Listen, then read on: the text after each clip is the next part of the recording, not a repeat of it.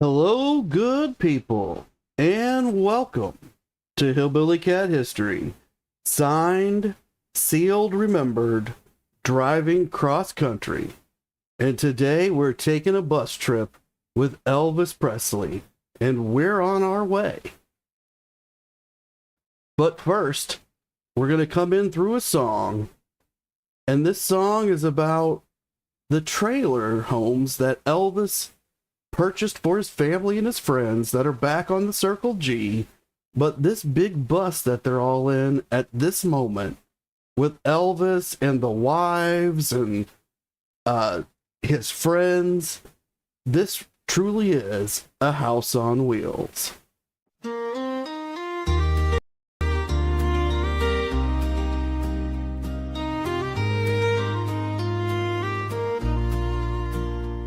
He rode past Green Acres with a glimmer in his eye. Said, wouldn't it be something if my folks could live nearby? 12 trailers later, they were rolling down the lane. Concrete dreams and carpet floors, love poured out like rain. He bought one for Grandma, parked it close to his own. Said, you've got two homes now, no need to be alone. One for his daddy, one for his boys. He built a little kingdom, not just for show but joy. They called it trailer trash, he called it home. A place for the weary, the lost and alone. He fought through the permits, the neighbors, the noise, just to give peace to his mama and joy to his boys. It wasn't steel and wheels, it was love made bold. A house on wheels with a heart of gold.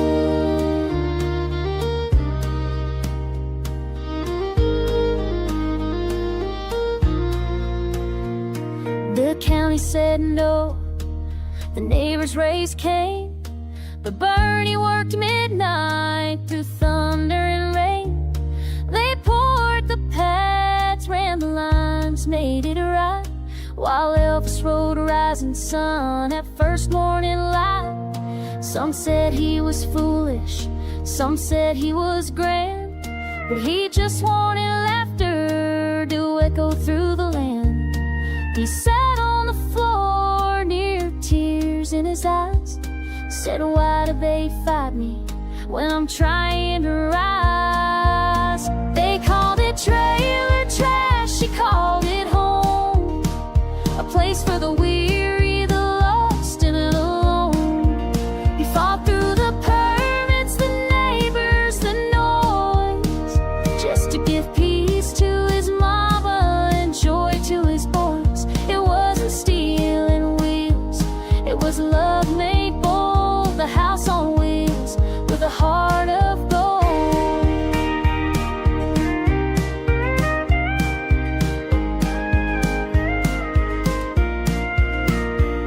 He dreamed of a commune, a circle of grace, where every soul had a warm, safe place. They tried to block it, but he made it real with a stubborn heart and a boot on the heel. They called it trailer trash, he called it home.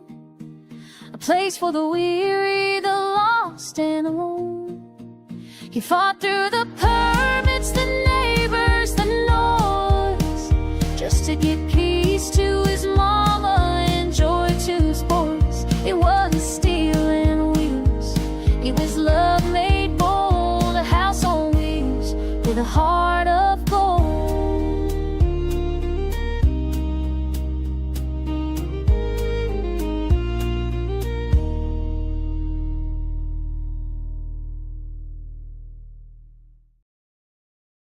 Thank you all for gathering here at Hillbilly Cat History, where we remember together and listen for the echoes.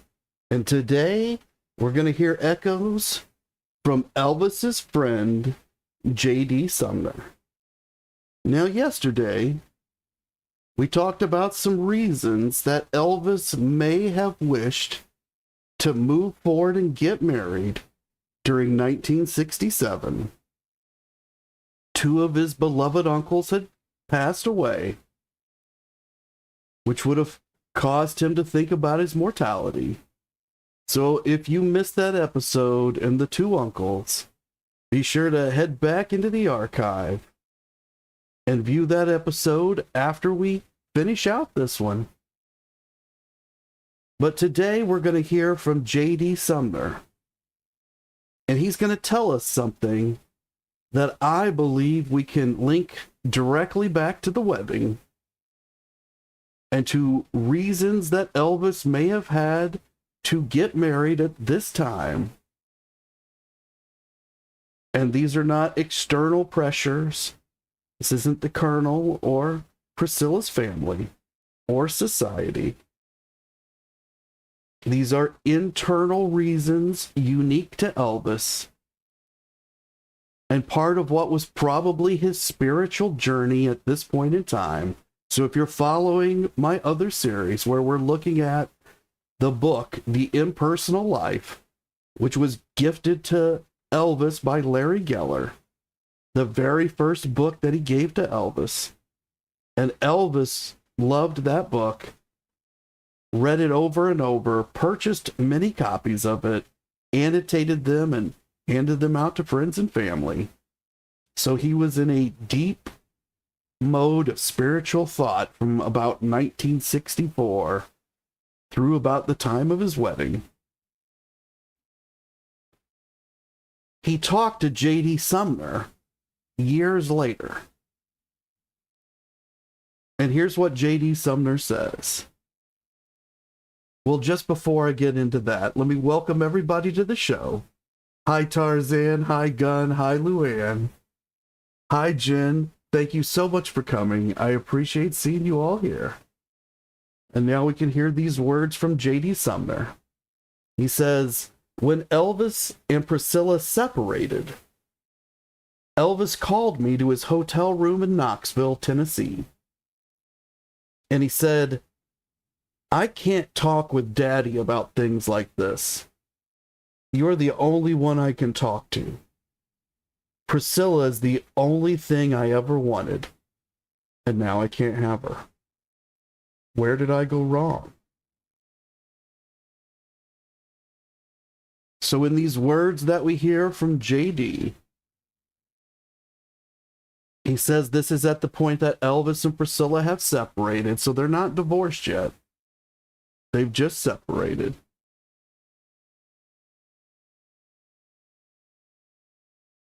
And this is in Knoxville, Tennessee, so JD actually gives us a place, which would probably allow us to date this.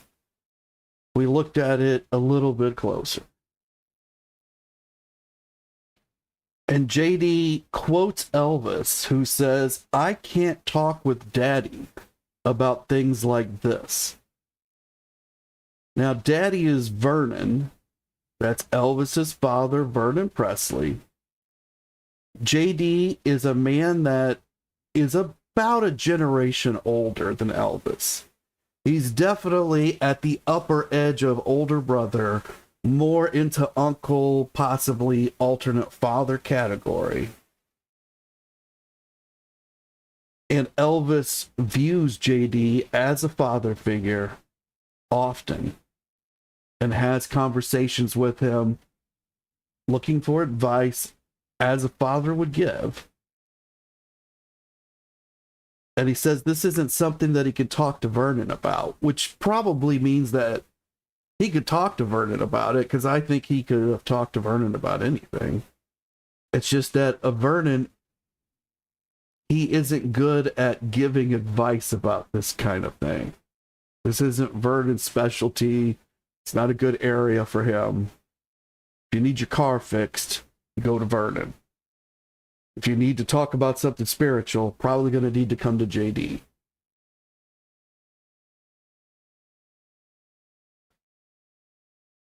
And he says, you're the only one I can talk to. Now, obviously, JD isn't the only person that Elvis could talk to, so that kind of says what Elvis thought about JD. The regard that Elvis held JD in. And then Elvis, he says what's on his heart, that Priscilla is the only thing I have ever wanted, and now I can't have her. Where did I go wrong? So is this a declaration of love that Elvis has made? That Priscilla is the only thing he's ever wanted? And now that he cannot possess her, he has an issue? It doesn't exactly say that he loves her. It's more about possessiveness, but I don't know that JD saw that in these words. But Elvis says, I can't have her. And then Elvis says, where did I go wrong? So Elvis feels that if he had not gone wrong, he would still possess Priscilla. Now, did Elvis ever possess Priscilla? I think if we look at Priscilla's own history, I don't know. I think she's always been her own person, and he's often left her to be her own person. And maybe that's where he went wrong. But Elvis is questioning himself in this moment. And he's stating that Priscilla is the only thing I have ever wanted, which could be interpreted to mean that's the only woman he's ever loved enough to want to marry. So it's up to you to figure out what he's saying within this statement. But he's wrapped up some thoughts and some feelings in here. And Tarzan says that he enjoys my content. Thank you so much. I appreciate that.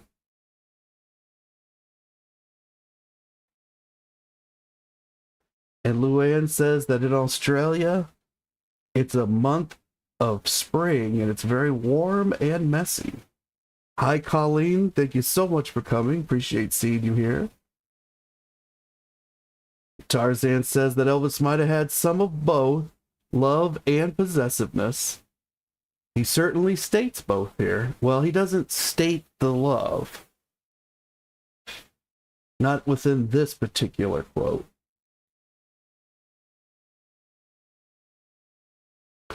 And Gunn says that Priscilla never let herself be possessed. I assume that means she allowed herself or always kept herself independent or perhaps apart. And so I think that was probably a problem with their marriage, is that they both remained apart. And I don't think they were ever a cohesive whole. A unity.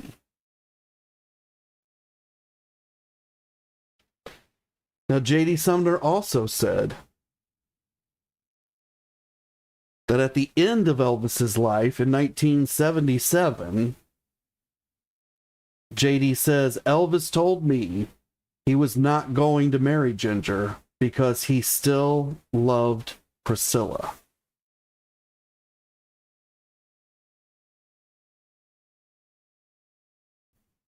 So when Elvis says that he still loved Priscilla, I'm assuming that means he loved her at the time that he married her.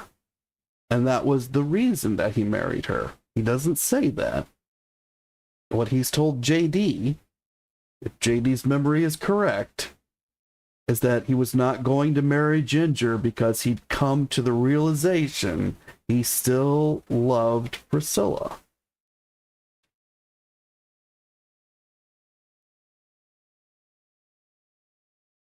That's quite a statement to have made to JD.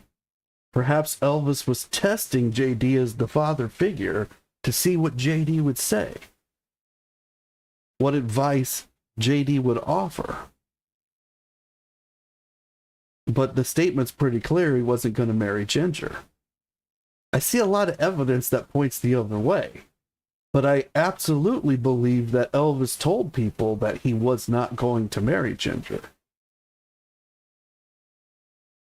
And so we have to ask ourselves, was he telling them this to seek advice, to see what they would say, to get the reaction? Was he testing himself, his own resolve?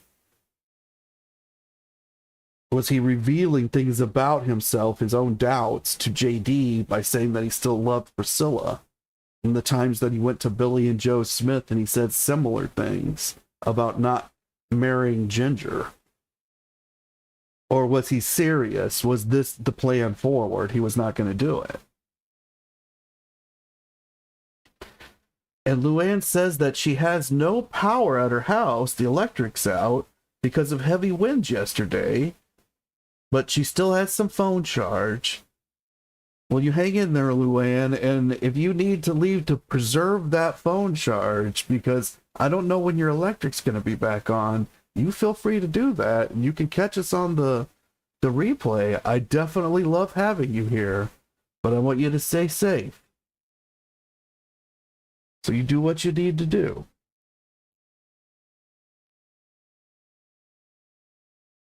And JD Sumner says, Priscilla and Linda Thompson were good friends. They sat together at Elvis's funeral. They were buddies. Now, the reason that I've thrown this quote in with the other two is that JD, he knew Elvis.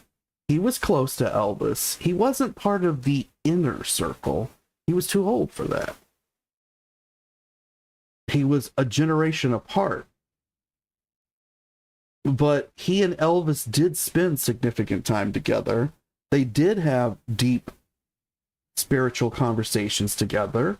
They did discuss everyday life together, and they exchanged advice back and forth. And JD did hear a lot of Elvis's thoughts. But JD had his own perspective and his own lens. And here he says, through his lens, Priscilla and Linda Thompson were good friends because they were sitting together at Elvis's funeral. They were buddies. Now, you and I, as fans, if you've been a fan a long time and you're into the trivia, especially about the very end days, you know that Priscilla, Linda Thompson was offered a seat on the plane that was coming from Los Angeles to Memphis that would bring Priscilla. Joe Esposito offered her a seat. When Priscilla found out that Linda would be on the plane, she said no, that could not happen. So Linda had to fly out on a commercial jet. And that's how she arrived in Memphis. And then what JD has seen is that through the geography of the funeral itself, where there isn't a lot of space or room, and people kind of have to put aside their personal differences, at least for these ceremonies, Priscilla and Linda sat next to each other. And that must have really irritated them both. Because at that moment, they both knew that Priscilla had denied Linda that seat in that plane. But when JD looked at it through his lens, he saw that they were good friends and that they were buddies. And so a person's perspective has a lot to do with the way that they tell the stories. And just because what they say is their perspective truth, it doesn't mean it is true. Because I think I could probably guarantee 100% that Priscilla and Linda were not good friends. Now, maybe I'm wrong. You guys let me know. Were Priscilla and Linda good friends? And Luann says that today her power's coming back on. That today it's sunny again. That's good to hear, Luann. And Luann says that maybe she will get some battery banks. And Gunn reminds us that Marty Lacker has described Priscilla as ice cold.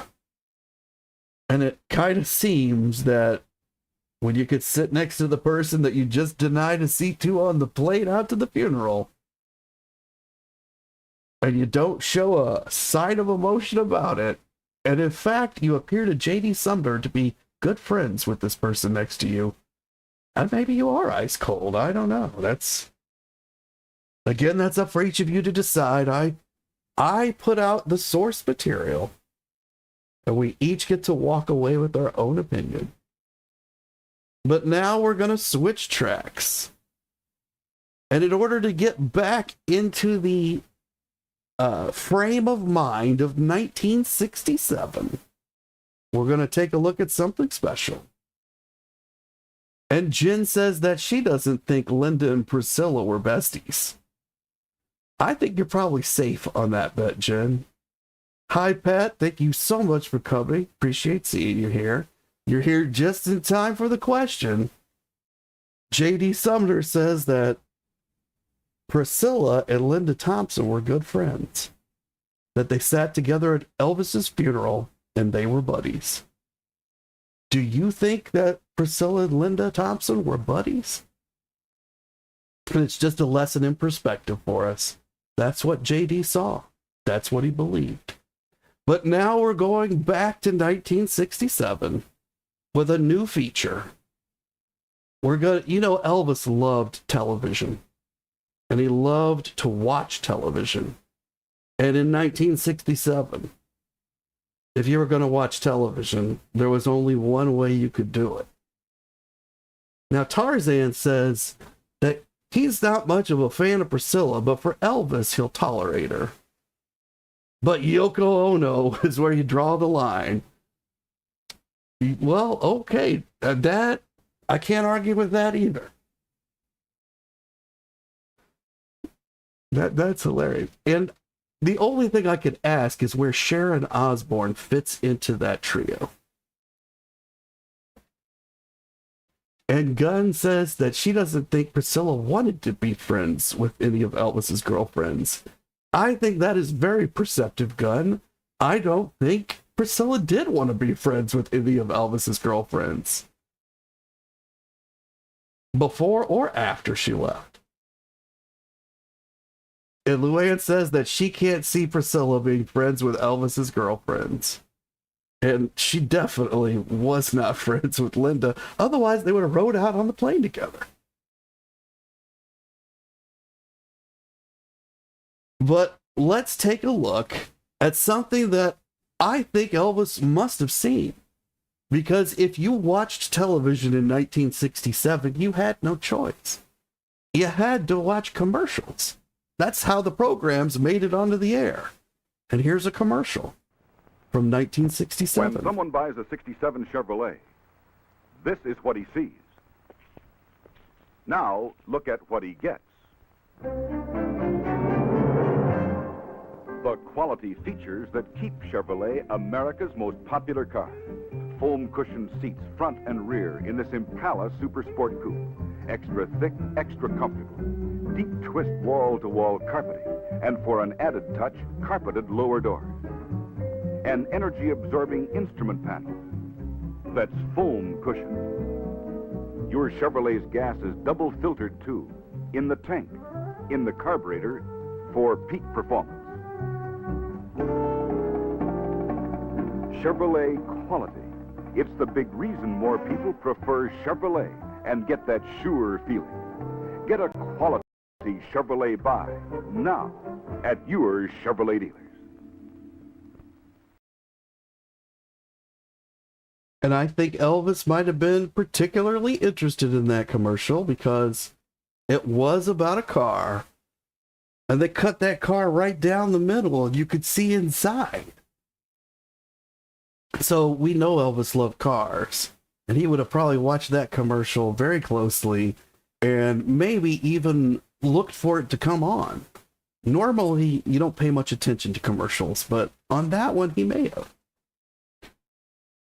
And Luann says that even though Priscilla involves herself with other people, are jealous towards Elvis's friends, so it's It's one-way sided by Priscilla. That's true.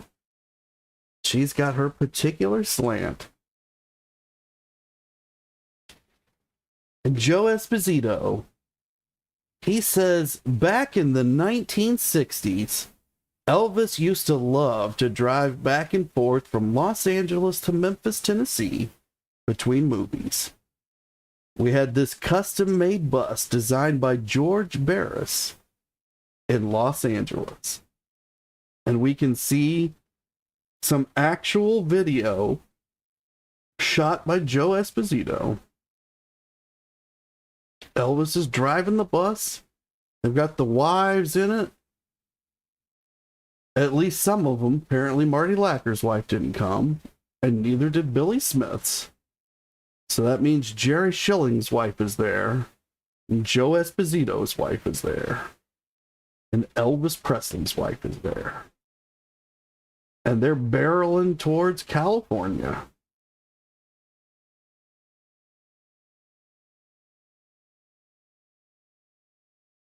And on the 20th of March, 1967, let me back up for a second. George Barris, who custom designed the bus, he's the guy who made the Batmobile from the 1960s Batman show. He also did the Elvis 24-karat gold car. The gold Cadillac, if you're familiar with that one. He also made for one of Elvis's movies, he made this crazy car that ended up being the Joker's car later on that Batman show. And every crazy famous car in that period went through George Barris somehow. So he was extremely famous. He's a big connection to Hollywood. When Priscilla first came to visit Elvis, she came to California.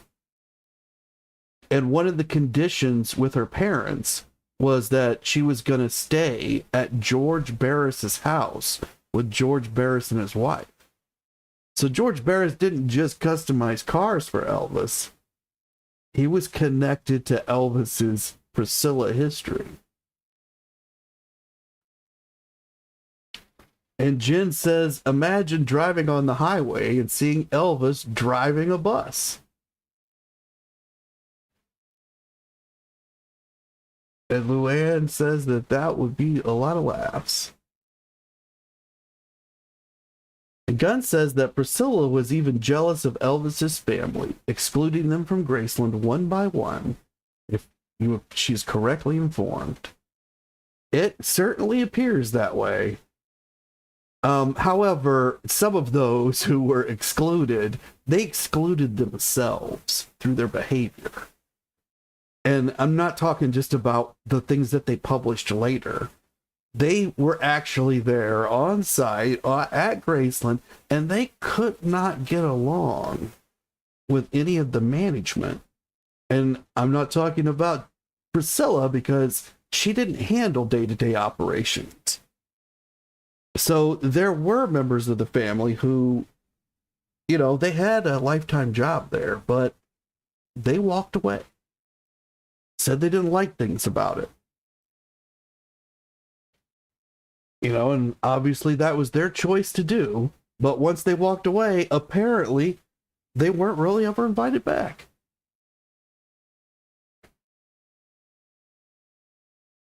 Now, on March 20th, 1967, which is back when Elvis was filming Clambake, before he got married, and after he had the hit on his head and the concussion,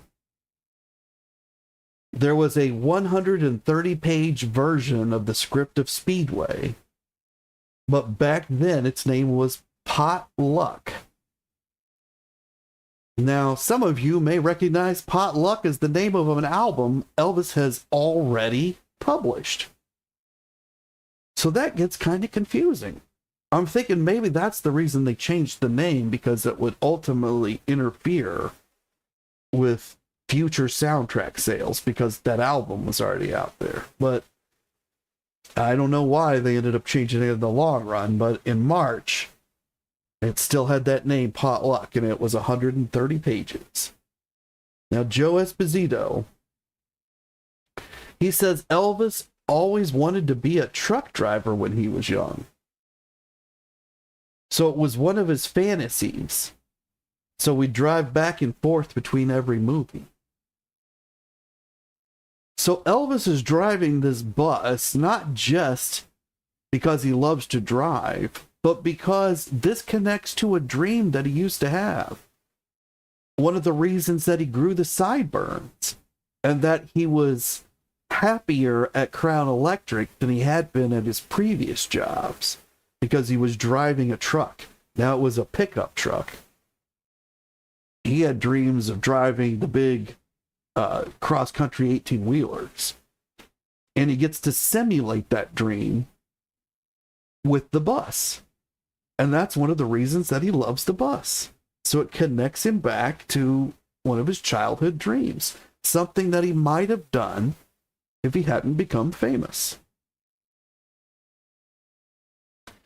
And Jen agrees with Luann that if she saw Elvis driving the bus, she'd be waving like crazy.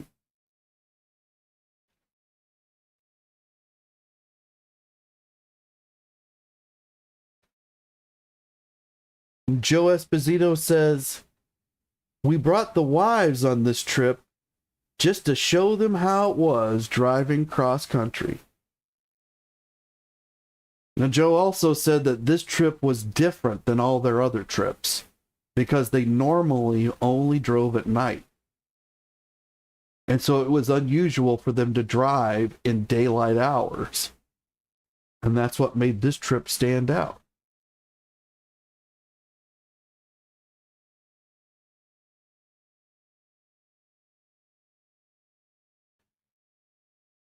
And Luann says that she has to steal my story that there were sideburns came from truckies. Well, that's true. That's where he got the idea for the sideburns. It was the truck drivers back then that wore them in the 50s.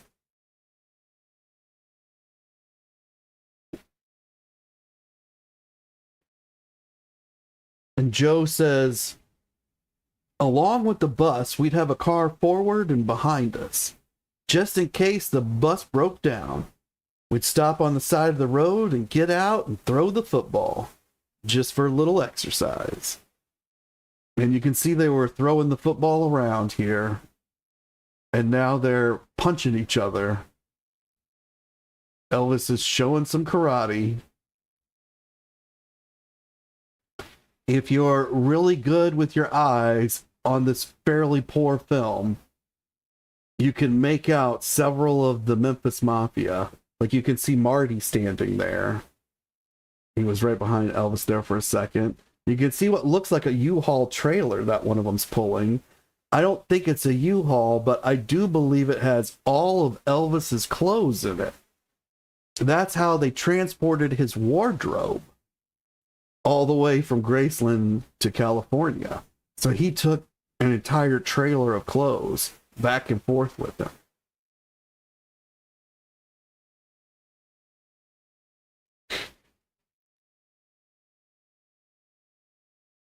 And Marty Lacker says, you know, Marty, who we just saw in one of these clips, he says the trip seemed longer than usual, even accounting for the extra week. Marty had told us in the last episode that they left about a week early because they wanted to go some places. Now, if you look online, it says they wanted to go to the Grand Canyon. And that's kind of what I've been putting out there, but that's not really where they went.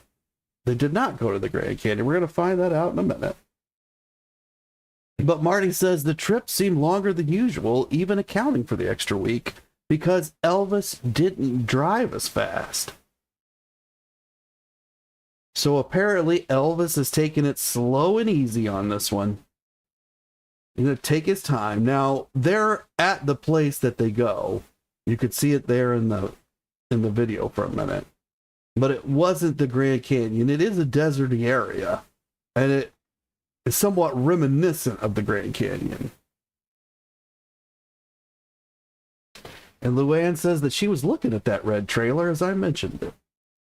Yeah, it kind of catches your eye.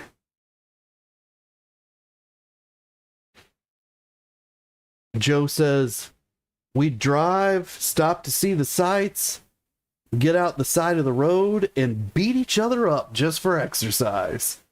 Elvis would practice his karate on all of us. Elvis thought he was Bruce Lee. We would not really hurt each other. We did punch each other pretty good, though." Now, if you watch this video carefully enough, you'll see where they're showing you their arms. And I think it's Billy Smith and another guy. And they have some very significant bruising. So they've punched each other pretty good. Marty Lacker says, "We kept stopping to show the girls the sights that we had seen 100 times before." In this clip, you can see Meteor Crater Museum. Meteor Crater Museum. That's where they stop. It's not the Grand Canyon. There was a meteor that struck the desert out here sometime way back before science thinks mankind was around. Left this giant crater. And you could go out there, you could still go out there today and see this.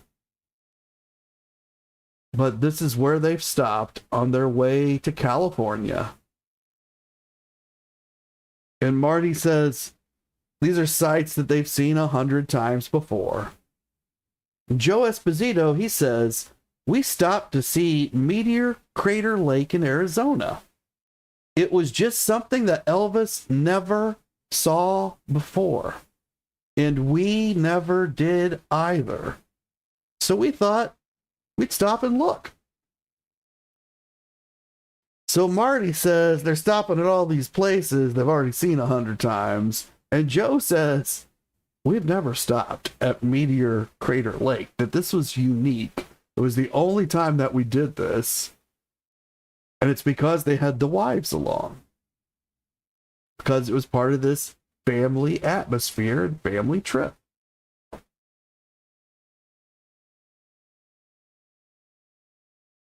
And Pat says that she doesn't think that Linda and Priscilla were good friends. That Priscilla was threatened by all of Elvis's girlfriends. I would say that's a lot closer to the truth. I don't think it's what JD saw, that they were buddies. That was awful generous and nice of him to see that, but that wasn't the way it was. But it does tell you how classy at least Linda must have been. And I'm assuming Priscilla too, that JD that's what he would perceive, that they were good friends.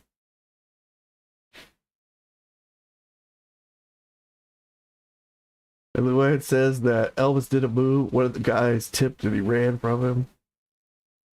So yeah, these are kind of interesting videos, right? And I've slowed it down a bit so that you can get a better look. That's Joni, I believe. Joe's wife. But then there are these parts that are just too dark. But this was an amateur video. I believe Priscilla is actually the one taking the video. And it's her camera. And Luann says that she does reckon that Priscilla was threatened by the other girlfriends.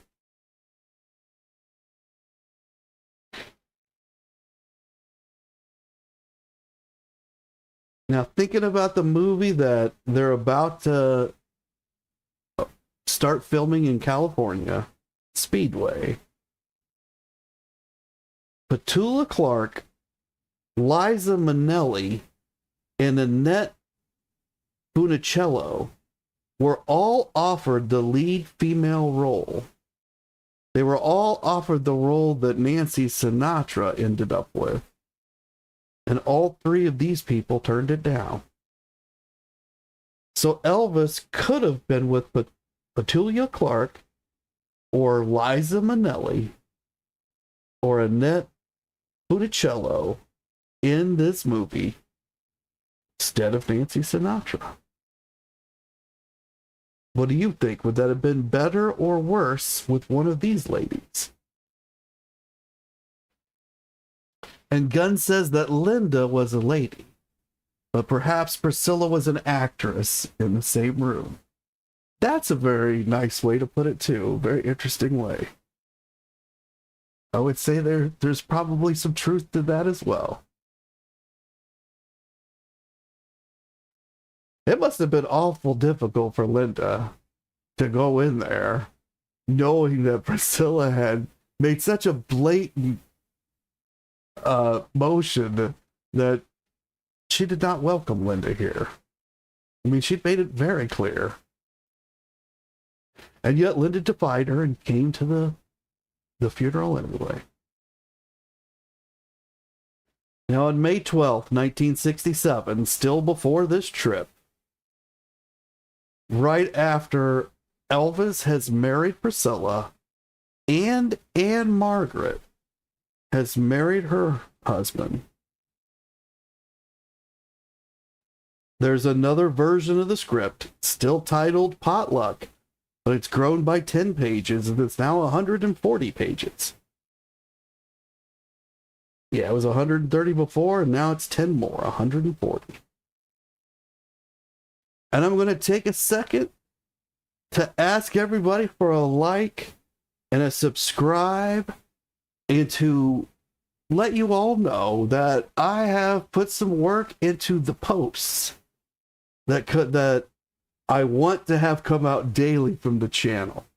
I've not always been able to keep up with that level, but I have already set up all the posts almost through the end of the year. So we're going to have one per day. So you guys keep an eye out on those posts because they're linking you back to source material that is amazing. And one of them, I don't remember how many days in the future, is going to have Anne Margaret. And Anne Margaret in that clip will reveal that she had an alcohol issue that began in 1963 and that ended in 1968. And I found that very significant because we know that 63 was the year, I believe, that she was with Elvis, or it ended, and 68 is the year after both of them get married. But it means she drank from that period at a level that was an issue because she recognized it as an issue until almost a year after they were both married. So she got married while she had this issue. Now that also speaks to what a wonderful person her husband was, because he helped her through this. But it's all in that clip. So you guys keep watching those posts that come out every day. There's a lot of stuff before that, a lot of stuff after that that's coming, but I got a lot of source material for you. And it's straight source material. You get to hear directly from these people that knew Elvis. And now let me return to the script here, so we can get back onto this trip. And that looks like the same bus that just went past.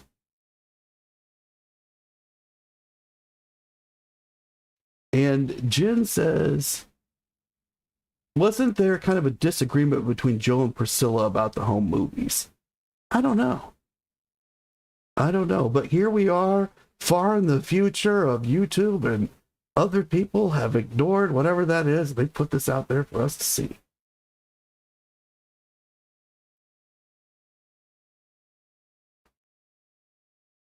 And Tarzan says that the content's very enjoyable. Oh, and that you've been looking at the post. Thank you very much, Tarzan. I appreciate that.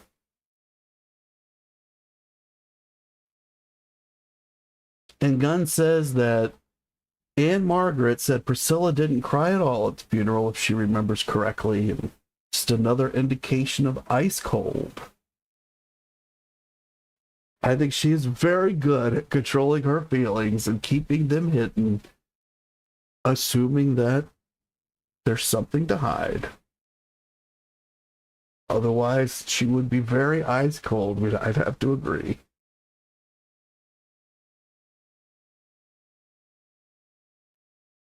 A Lamar fight. He says Elvis was on the set of Speedway in July. So after this trip, they've made it to Speedway. And Lamar's there. I guess because he's telling the story. That's always the tricky part with Lamar. Was he there, or is he just telling a story that one of the other guys told him? And then he's added his Lamar flourishes. So it's always difficult to figure that part of the timeline out. But Lamar says Elvis was on the set of Speedway in July when Priscilla called him from Palm Springs, told him she was pregnant. So it appears that during filming, Priscilla stays at their house in Palm Springs, which in this instance is the building that we looked at that has the huge jutting glass bay windows in the front. And I identified something as Hillcrest the other day when we went on the Luau restaurant excursion.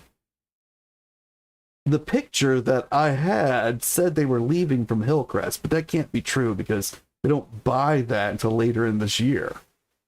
So right now they're at the previous address, which is the honeymoon house.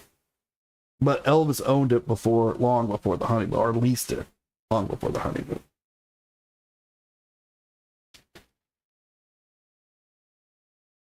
And this is when and how that Elvis finds out that Priscilla is pregnant. She's phoned him, so he's probably in his trailer on the set. Because, of course, people didn't have cell phones back then. Had to be connected to a landline phone somewhere. And I'm sure that Elvis had one in his trailer.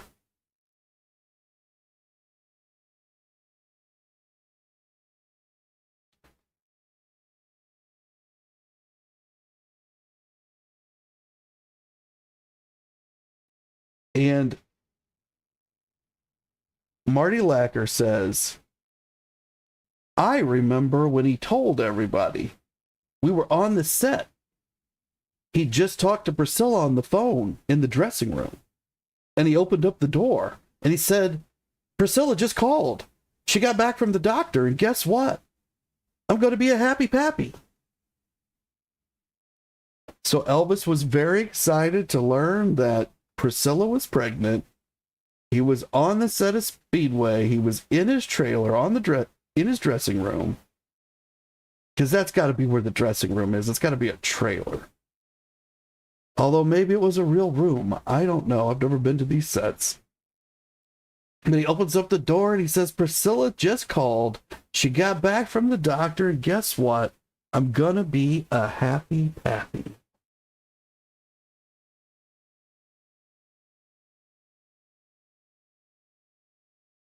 And Luann said that her phone charge has made it through, but she's gotta go due to the phone charge. Take it easy, Luann. Thank you so much for being here. I appreciate you. And Jen says that she told him over the phone. I guess so. Although, obviously, she went to the doctor, according to what he said. So, he may have known she was going to the doctor, and he may have already suspected, and he may have instructed her, call me immediately. And let me know one way or the other. Or maybe she just chose to tell him over the phone.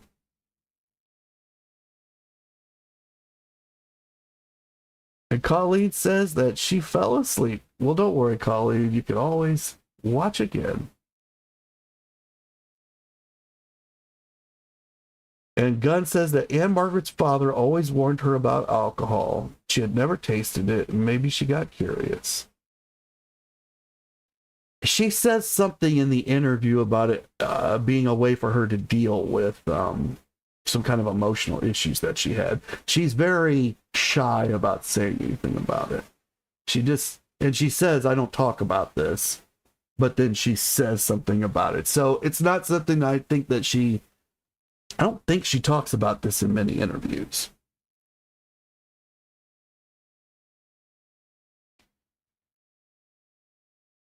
And Gunn says that she's sure that Elvis felt lucky to be a father. But Priscilla didn't want more children, she'd heard. I think there's some evidence Priscilla didn't want this child. She didn't want to be pregnant at all at this period. And we're maybe going to hear some of that in a moment.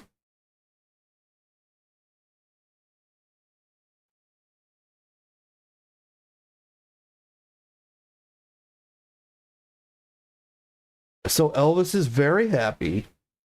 And Priscilla says, I was just not going to use pregnancy as an excuse. I was not going to get fat. I was not going to be puffy. I was not going to have big breasts. So Elvis is extremely happy that Priscilla is pregnant.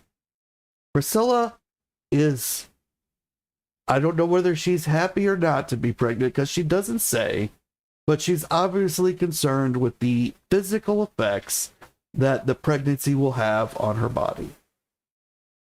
And she does not want certain of those effects, one being to get fat, one being to be puffy, or to have big breasts. She does not want that.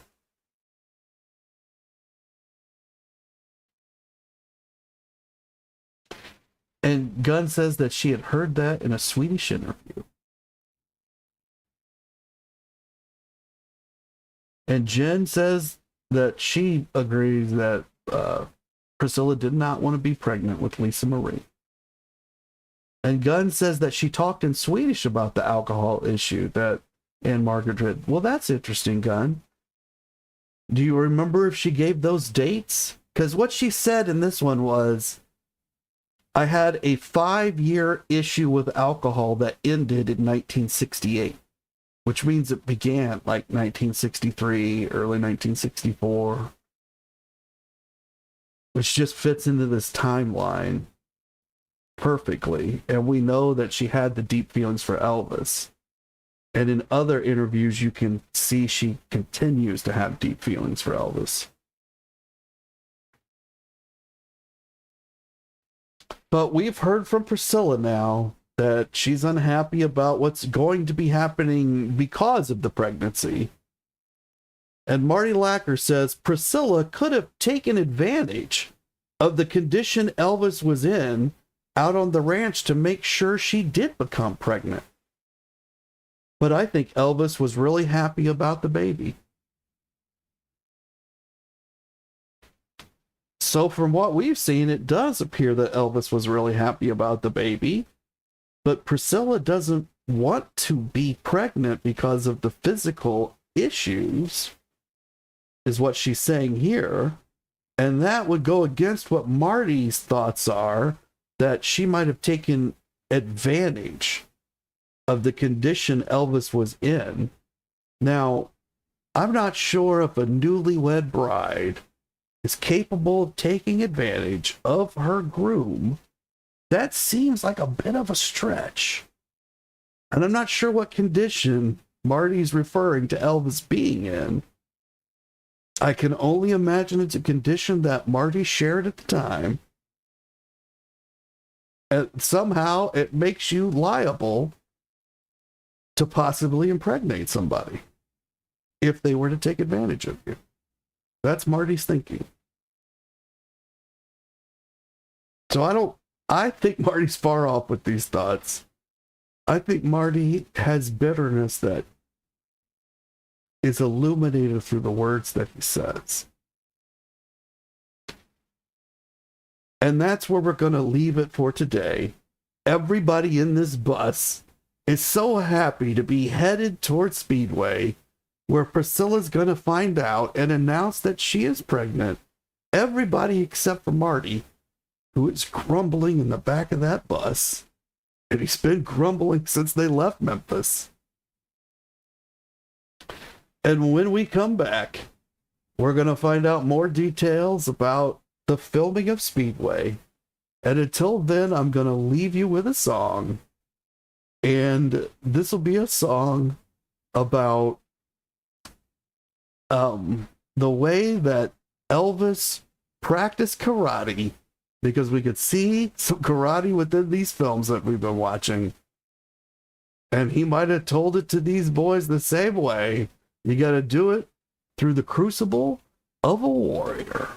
Until I see you guys all again, you keep on taking care of business. And thank you each and every one for coming and being here today. And Colleen says that she saw something about Lisa being born, and Elvis was so happy and wanted 20 more. And Priscilla said she didn't want any more. That is true, Colleen. He said something very similar, and she said something very similar. And Gunn says they got a lovely and intelligent daughter, Lisa Marie, and that's true. And now let's enter the crucible of a warrior.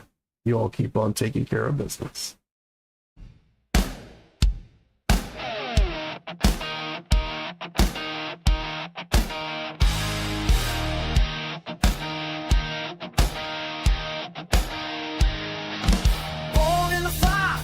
Feel a flame, hammer in hand, carved out his name. 16 in airborne boots in the dirt, jumping through walls, all baptized and hurt. Karate in Japan, fists like steel, champion of honor, deadly and real. Sensei, a warrior's no room for doubt. You wear the G or you train and come back. Your eyes a crucible, baby, not a showbiz belt. You bleed, you break, you feel a warrior's spell. Elvis hit the mat, but he rolls with a roll. Sneer in his soul, ready for war. It's burning, burning, burning through the pain. Crucible of a warrior, fortune Hank's domain. 30 throws, not dances a fight. Bones to set, boards shattered on sight. Shoot oh elbow, fingertip flame. Every strike a prayer, every K a name. 6 weeks of fire, no cameras, no fame. Just sweat and bruises, no one played tame. Saw came in, fist like a stone, said put him down, break ribs if it's known. It's a crucible, baby, not a velvet crown. You fall, you crawl, but you don't stay down. Elvis hit the mat, but he rose with the roll. Sneer his soul, ready for war. It's burning, burning, burning through the pain. Crucible of a warrior, forged in Hank's domain.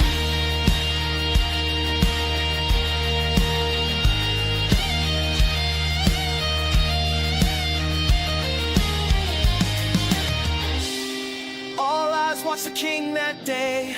Would he crumble or would he stay? But Hank saw it, war in his eyes. Not a quitter, but a fighter who rise.